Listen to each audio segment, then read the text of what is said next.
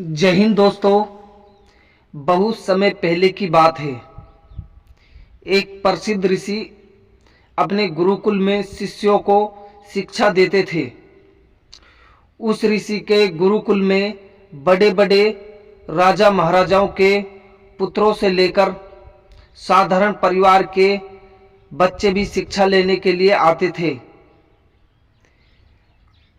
कई सारे वर्षों से शिक्षा प्राप्त कर रहे शिष्यों की शिक्षा आज पूर्ण हो रही थी और इसलिए सभी उत्साह के साथ अपने अपने घर लौटने की तैयारी कर रहे थे।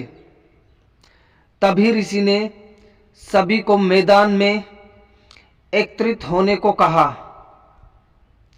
ऋषि का आदेश सुनते ही सभी शिष्यों मैदान में एकत्रित हो जाते हैं। ऋषि सभी से कहते हैं कि आज इस गुरुकुल में आप सभी का अंतिम दिन है और मैं चाहता हूं कि यहाँ से जाने से पहले आप सभी एक दौड़ में हिस्सा लें। इस दौड़ में आपको सिर्फ दौड़ना नहीं है किंतु कूदना भी होगा और अंत में एक अंधेरी सुरंग से भी गुजरना होगा। क्या आप सब इस दौड़ के लिए तैयार हो? सभी शिष्यों ने एक स्वर में कहा, हाँ हम तैयार हैं। अब दौड़ शुरू हो जाती है। सभी तेजी से दौड़ने लगते हैं। वो सब अंत में उस अंधेरी सुरंग के पास पहुंचते हैं। उस अंधेरी सुरंग में बहुत ज्यादा अंधेरा था और जगह जगह पर पत्थर भी पड़े थे। पत्थर के चुभने से सभी शिष्यों को पीड़ा होती थी। जहां अभी तक दौड़ में सभी शिष्य एक समान बर्ताव कर रहे थे, वहीं इसी अंधेरी सुरंग में सभी का बर्ताव अलग अलग हो गया था। सभी शिष्यों ने जैसे तैसे करके बड़ी कठिनाइयों से दौड़ खत्म की और सब ऋषि समक्ष एकत्रित हुए। ऋषि ने सभी से कहा कि मैं देख रहा था कि कुछ शिष्यों ने ये दौड़ बहुत ही कम समय में खत्म कर ली, तो कुछ शिष्यों ने ज्यादा समय लिया। ऐसा क्यों हुआ? ऋषि की बात सुनकर एक शिष्य ने कहा, गुरुजी हम सभी लगभग साथ में ही दौड़ रहे थे, पर उस अंधेरी सुरंग में पहुंचते ही स्थिति बदल गई। कोई खुद को संभाल कर आगे बढ़ रहा था तो कोई दूसरे को धक्का देकर आगे बढ़ रहा था और कुछ लोग तो पैरों में चुभ रहे पत्थरों को उठाकर अपनी जेब में रख रहे थे ताकि दूसरे लोगों को बाद में आगे बढ़ने में पीड़ा न सहनी पड़े। इसीलिए सबकी दौड़ पूरी करने का समय अलग अलग था।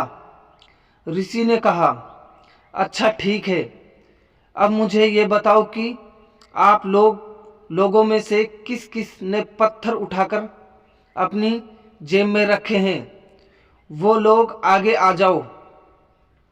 ऋषि का आदेश सुनते ही कुछ शिष्य जिसने पत्थर उठाकर अपनी जेब में रखे थे वो आगे आई। अब ऋषि ने उन सभी से कहा कि आप सभी अपनी अपनी जेब में से पत्थर निकाल कर देखो। वो सभी अब पत्थर निकाल कर देखने लगे, पर ये क्या, जिन्हें वो सब पत्थर समझ रहे थे वो तो कीमती हीरे थे। सभी शिष्य आश्चर्य में पड़ जाते हैं और ऋषि की तरफ देखने लगते हैं।